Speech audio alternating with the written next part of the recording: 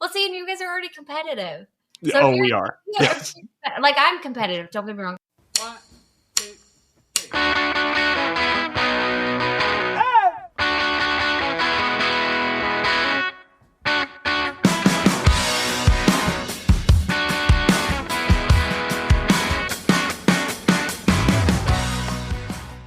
Coming up, we're talking to Amanda Nigg, betterly known as Farm Fit Momma, focused on her business helping farmers get more fit.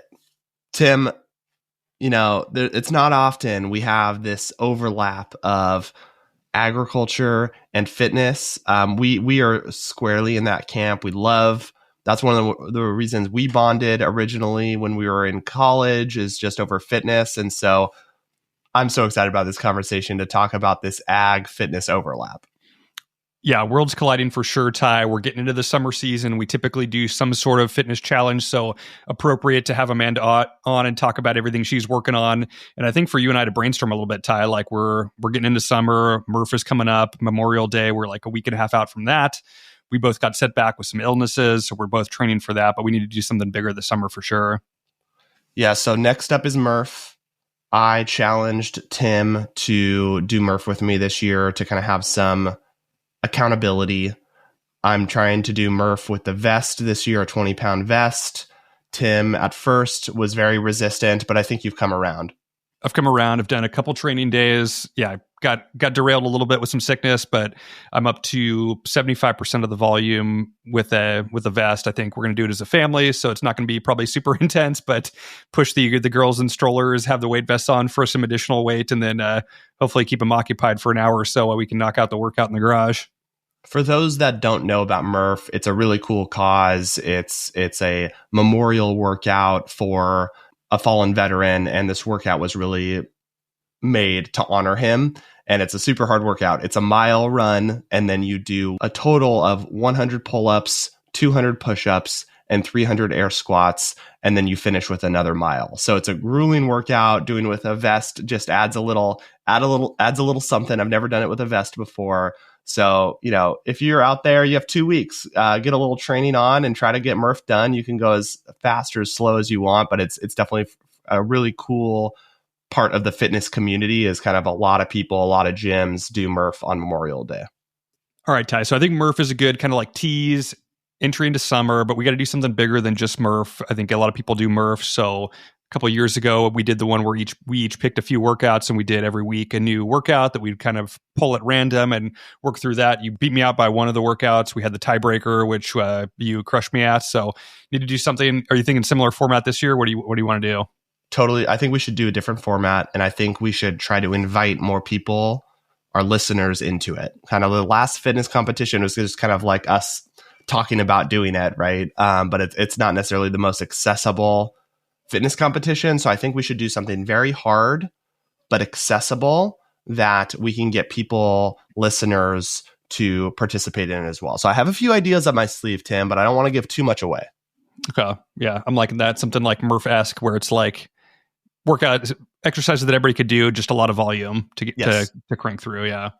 That's exactly what I'm thinking. But I'm not going to reveal anything more. So that's just, a gentle reminder. Everyone, let's get after that training, right? Just get that exercise in, whatever you enjoy doing.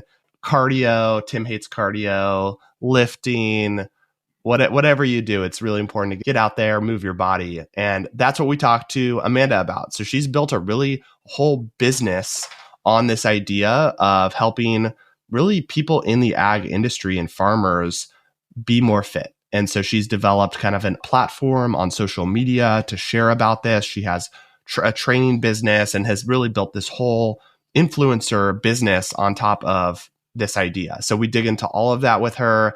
She is doing a competition of her own, which is like so much cooler than the competition that we're talking about. She's doing a Red Bull fitness competition in the ag industry. So we get into all that, all the details of that competition. But there's so much to learn here, Tim. I think just learning about how she's thinking about kind of carving out her niche, building a business. It's definitely a unique social media led business that she's been crushing. So we get into all of it on this conversation. We'll dive in with what's top of mind for her. But first, a word from our sponsor.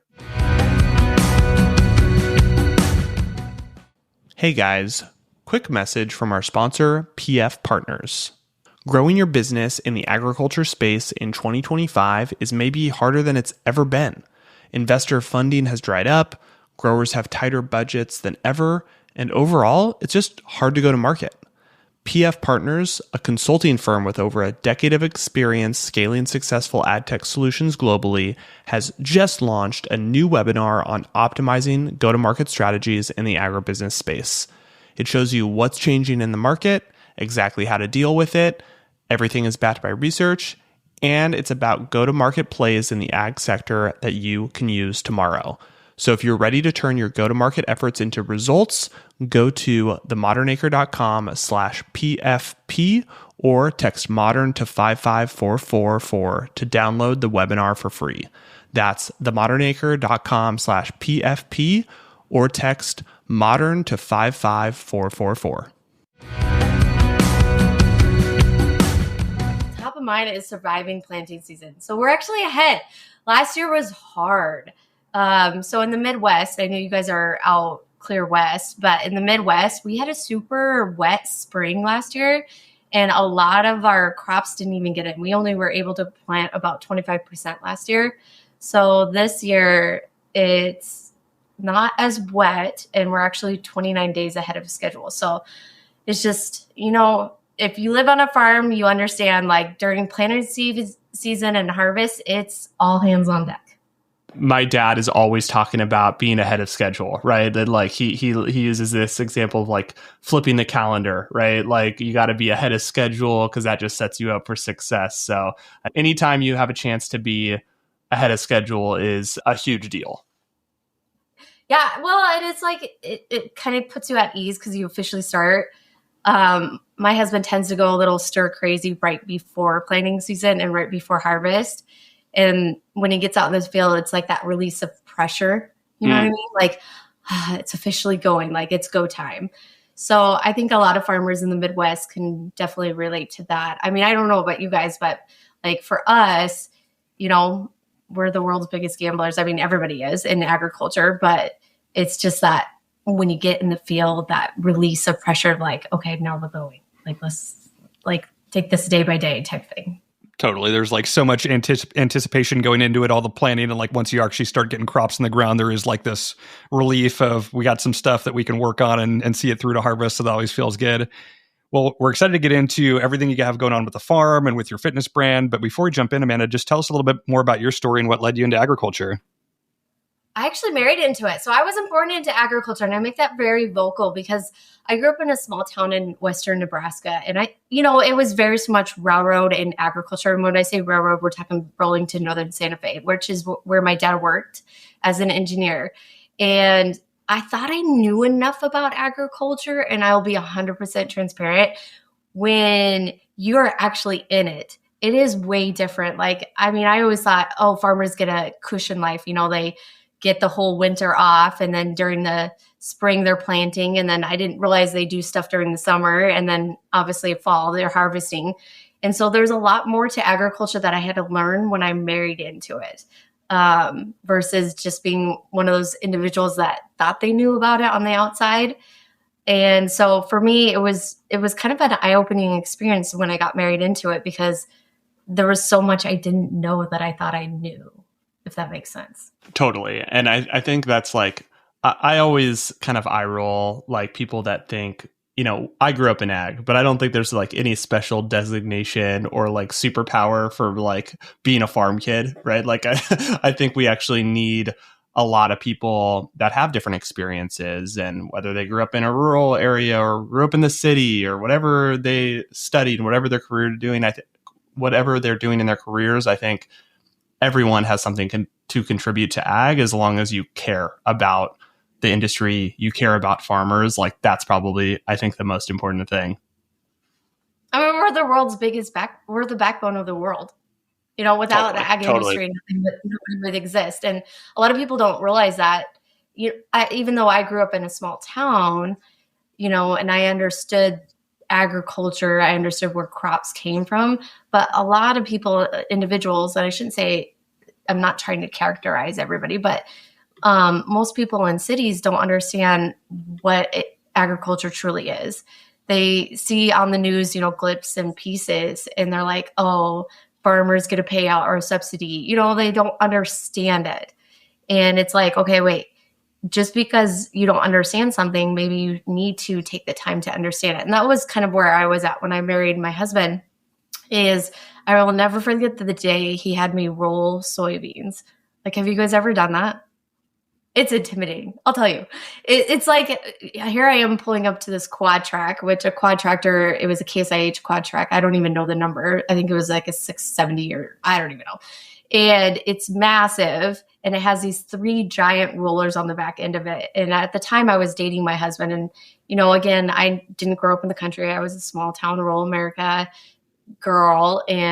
But I have always had that personality, like, you throw me a bone, I'm going to take it to the moon type thing. And when he asked me to help him roll beans, I was like, oh, I got this. Like, it's like driving a stick shift pickup. Not a big deal. Oh, no. There's like buttons all over the place. Like, you got to move the rabbit to the turtle, whatever, So it was just like all new to me. And I remember getting out there and he's like, oh, this is the only field that's fenced. And it was a river bottom field, which those are really tiny and awkward. And just like you're going, like you have to watch where you're going all the time. And so I didn't take out the fence to end that story. I have to man that story up. There's a lot of details I'm missing there. But after that, he did decide to put a ring on it. So I must have did good. But it was one of those things where when you get into agriculture, you have a lot of respect because it's a business. At the end of the day, we're running businesses. We're entrepreneurs, we're stewardess of the land. And I say stewardess, but a lot of people in ag don't like that word. Did you guys ever run into that? Like, they don't like that word. I feel like ag Twitter can be a little bit mean sometimes. Oh my God, it's aggressive, not a little bit. Like, ag Twitter is a whole other beast in itself, which I like poking the bear over there with the Midwesting. Don't get me wrong, but like ag Twitter is so different from Facebook, Instagram, everything. Like, it's super judgmental over there.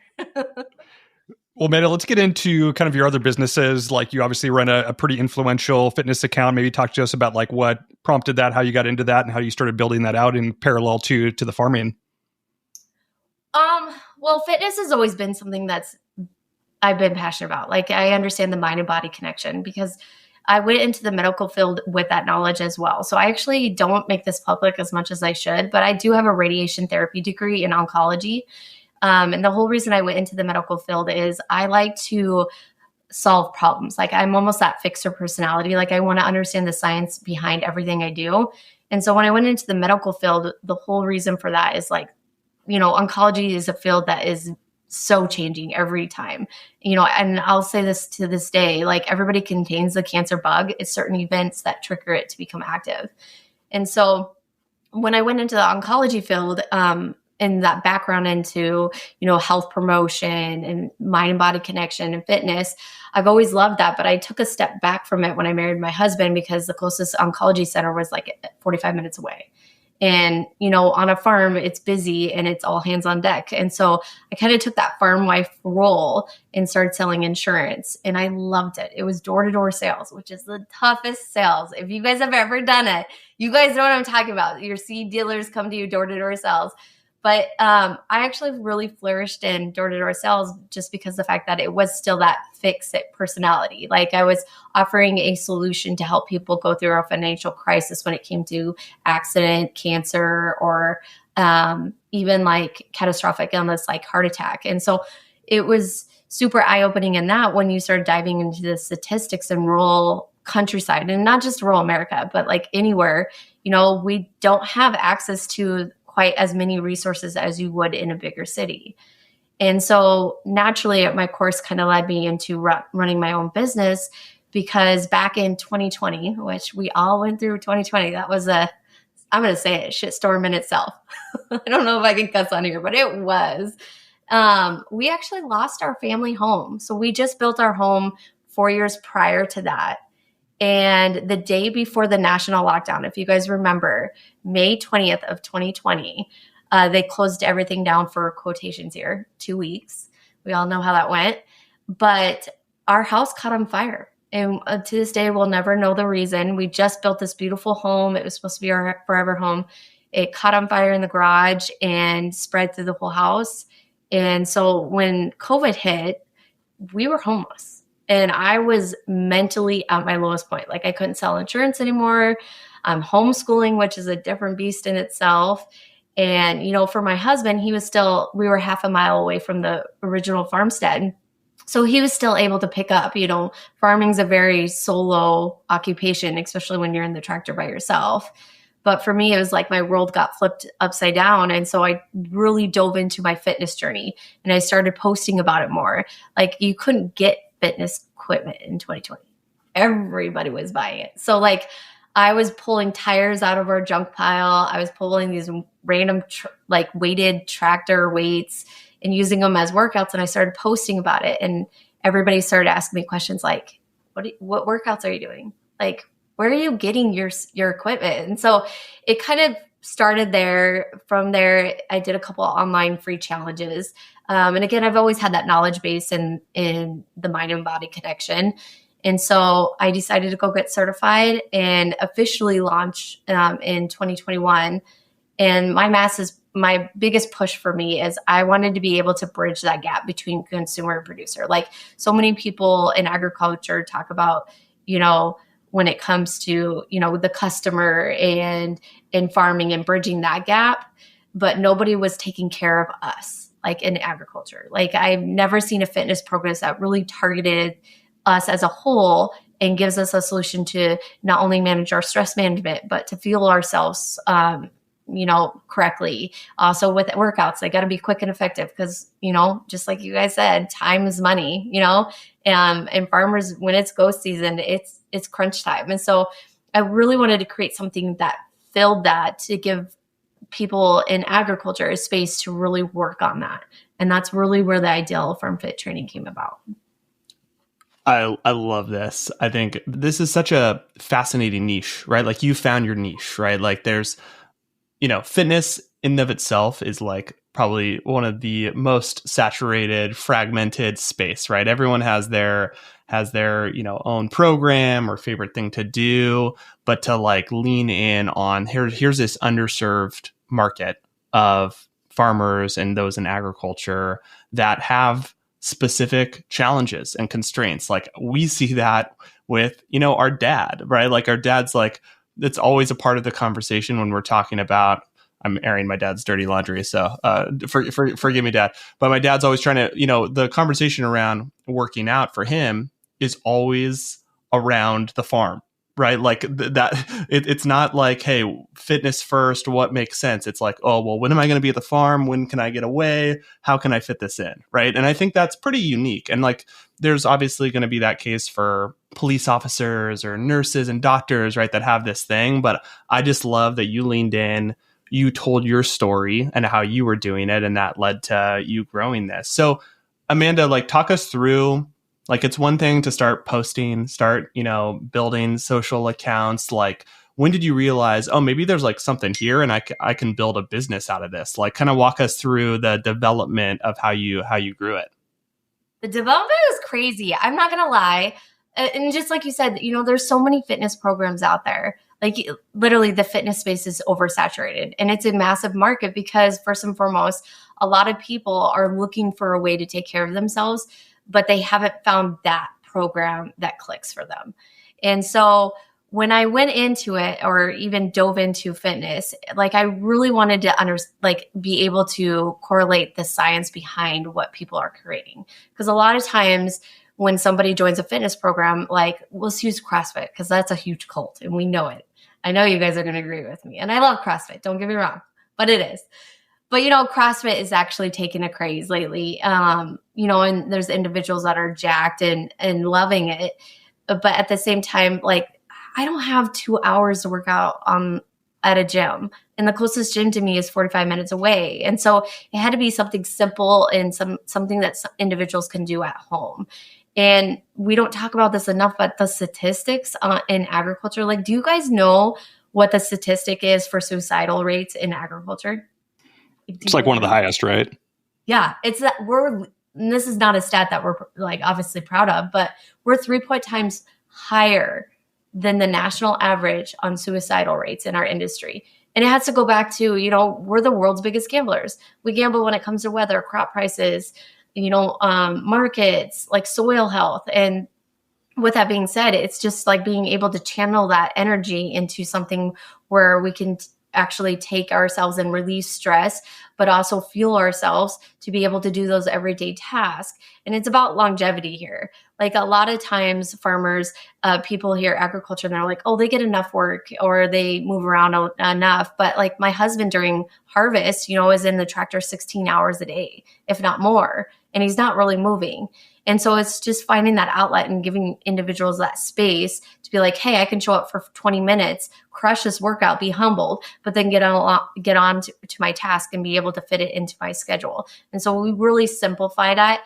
And my course in like going into business for that has been a roller coaster ride. Like I've had to learn how to market myself online. I had to learn how to create an app. Like I have my own app.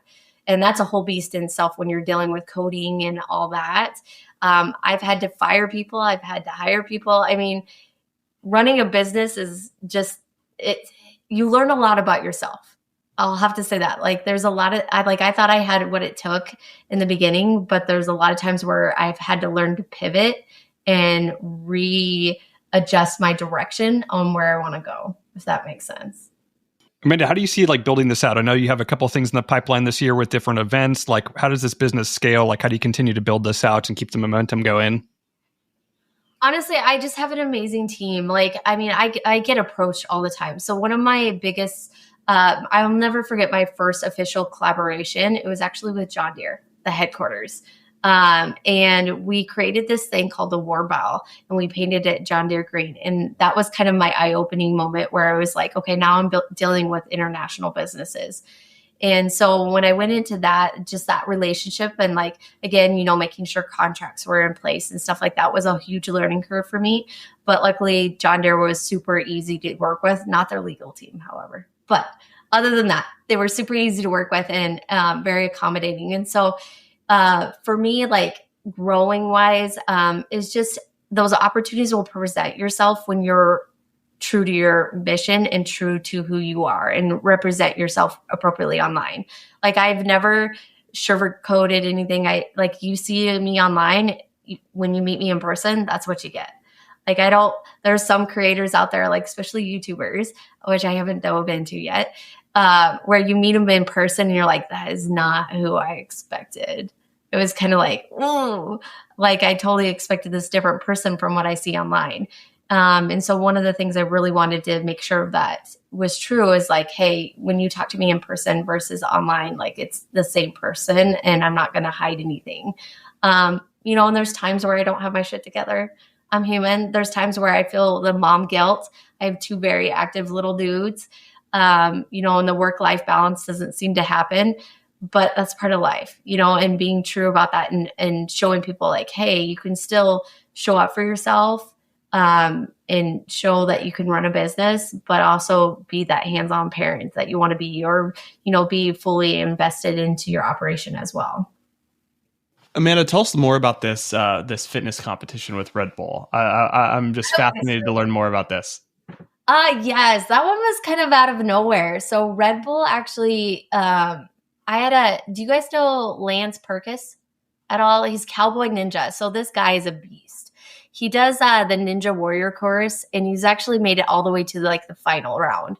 Like he is an ultimate beast. And they approached him about wanting to do this obstacle course. So actually back in 2022, I partnered up with FBN. Do you guys know what FBN is? For anyone that doesn't know what it is, it's Farmer Business Network. And I actually knew the founder of that. So I met him in 2018 when my husband won the National Outstanding Young Farmers Award. And we met him in California. And I remember when I met him, he was like, you need to start a fitness business. So believe it or not, he was actually the first one to ever plant the seed back in 2018. But I did a Farmers Olympics. I did a mini course at one of his national events. And it was so cool to see like 80-year-olds. I mean, we had all the way down to 13-year-olds, all the way up to 80-year-olds participating in this like a fitness course.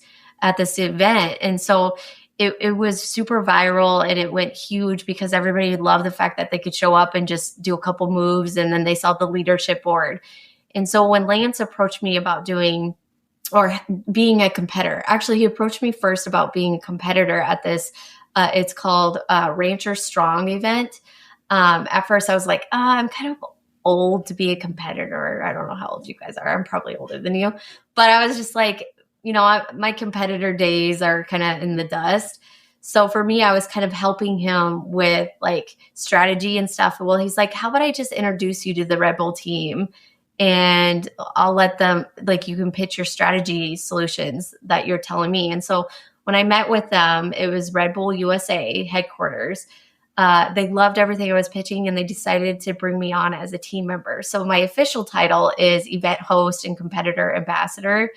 And basically what I do is I'm reaching out to individuals to compete, but also hosting this massive event, which is in Fort Worth, Texas at Cowtown Coliseum, which I've never been there until recently.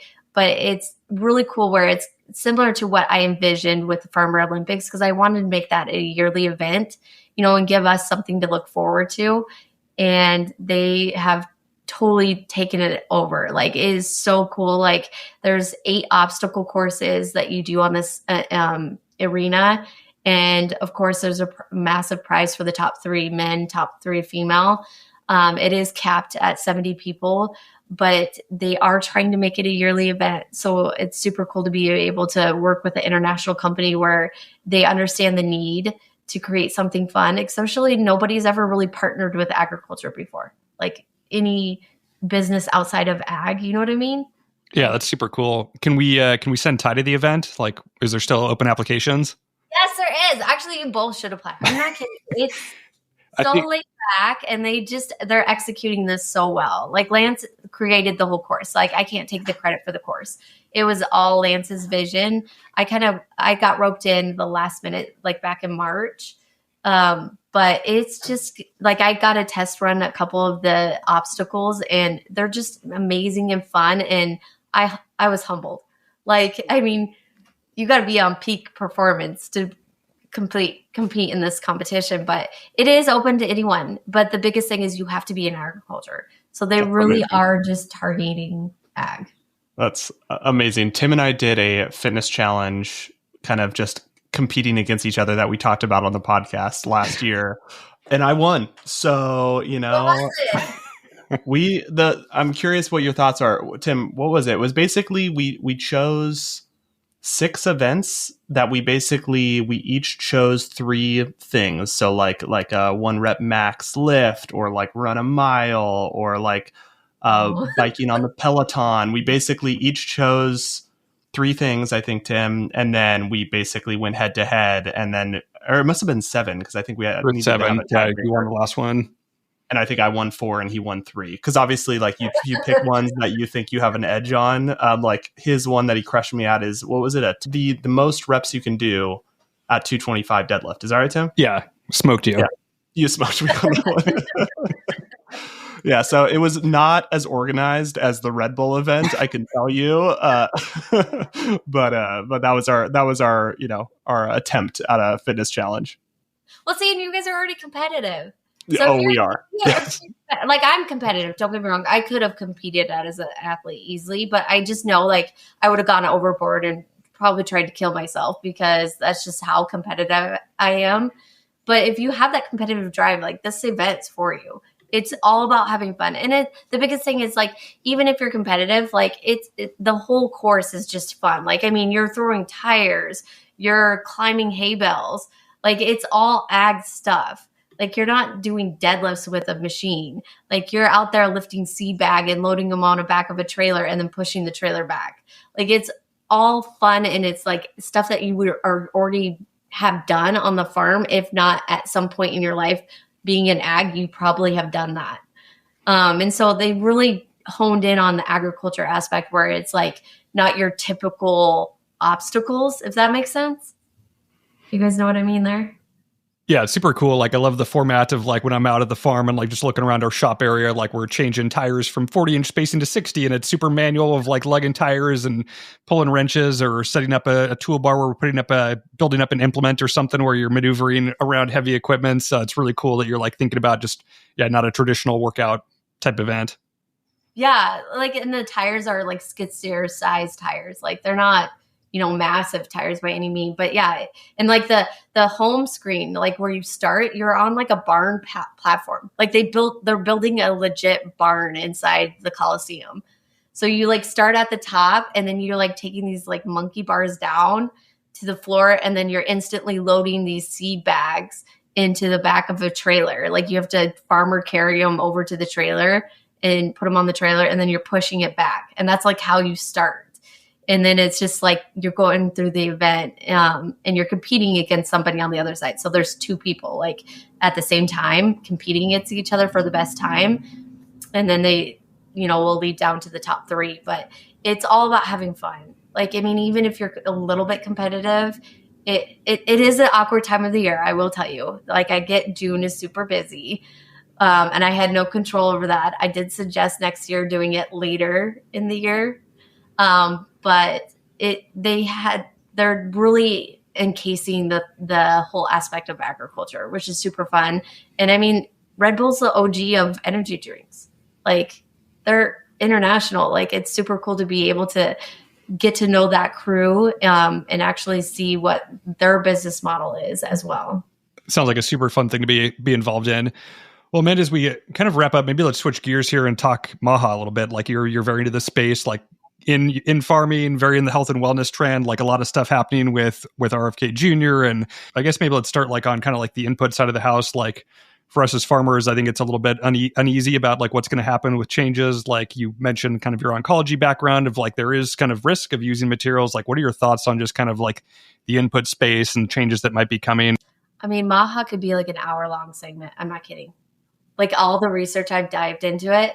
Like, don't get me wrong. I do like RFJ whatever Jr. He's great. I like him because he's not bought. And what I mean by here is he's not like big pharma doesn't like him. Big food industry doesn't like him.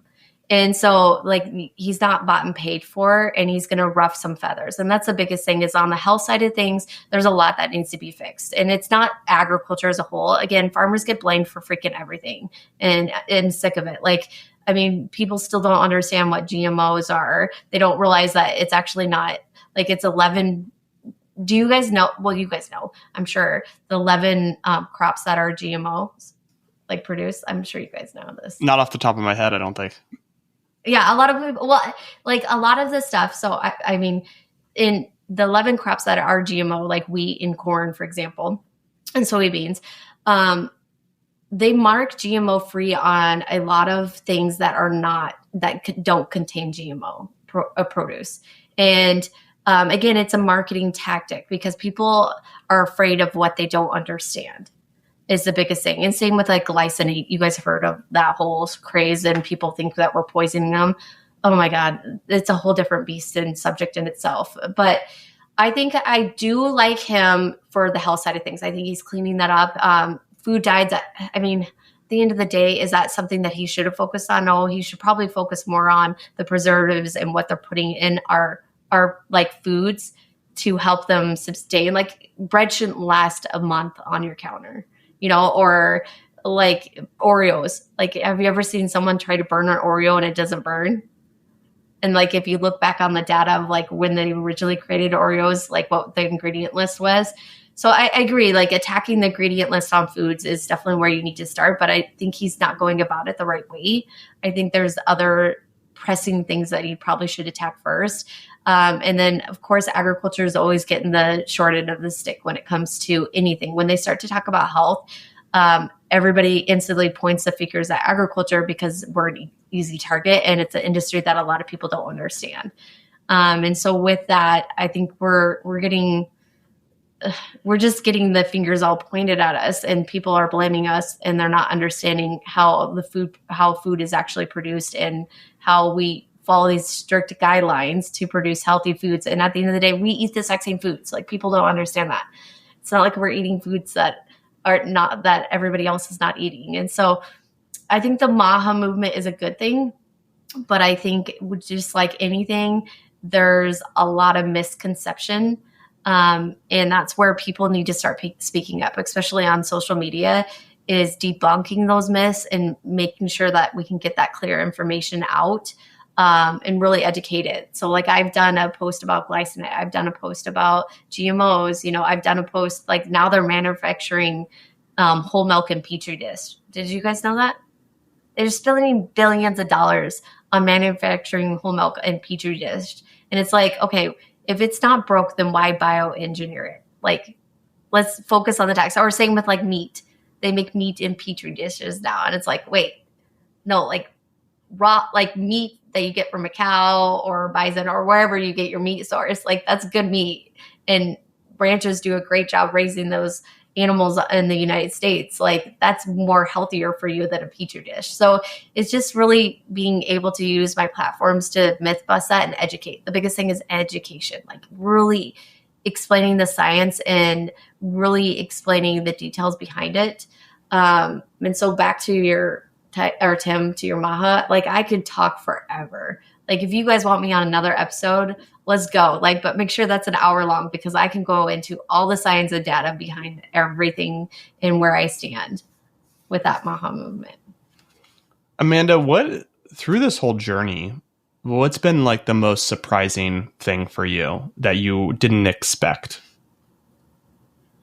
Gosh, I mean, there's so many. I think the most surprising thing is the growth that I've had personally.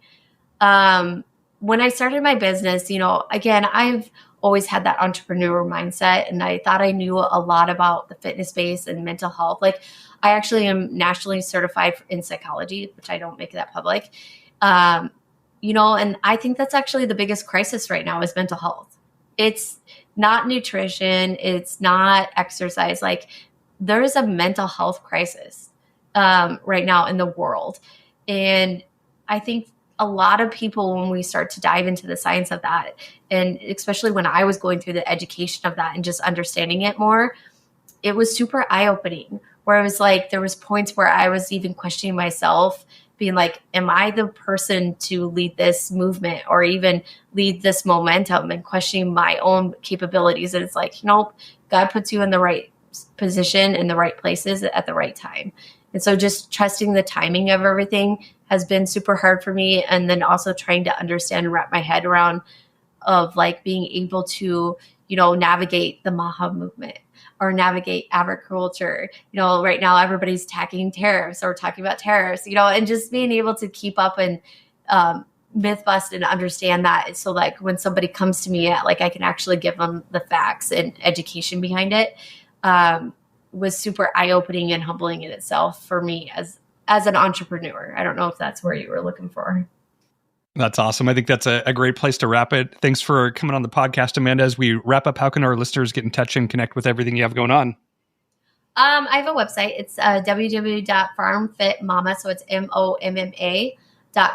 They can check out my stories on there as well. And then I'm on social media. I'm on X, Instagram, Facebook, and also LinkedIn, where I talk to Tim. But you can find me on those. I am on TikTok, but I'll tell you, I do absolutely nothing. So, Tim, what'd you think? Super fun conversation with Amanda, learning all about her business. Always fun when kind of our two interests of agriculture and fitness collide. So it was fun getting into it. But if you're interested in the event that Amanda's helped putting on, the Red Bull Rancher Strong, it's June 7th in the Dallas-Fort Worth area. So if you're in ag, you want to get into a competition, Ty and I are a little bit too old to be competing in comps. But if anyone wants to get after it, definitely check out that event. You can join as a participant or you could just go to watch. So definitely a cool event to check out. Regardless, if you're lazy like Tim and I, maybe you can go check it out if you're in the area. Appreciate you guys tuning in. Be sure you're subscribed to the podcast if you're not already so you don't miss an episode. We'll talk to you next week.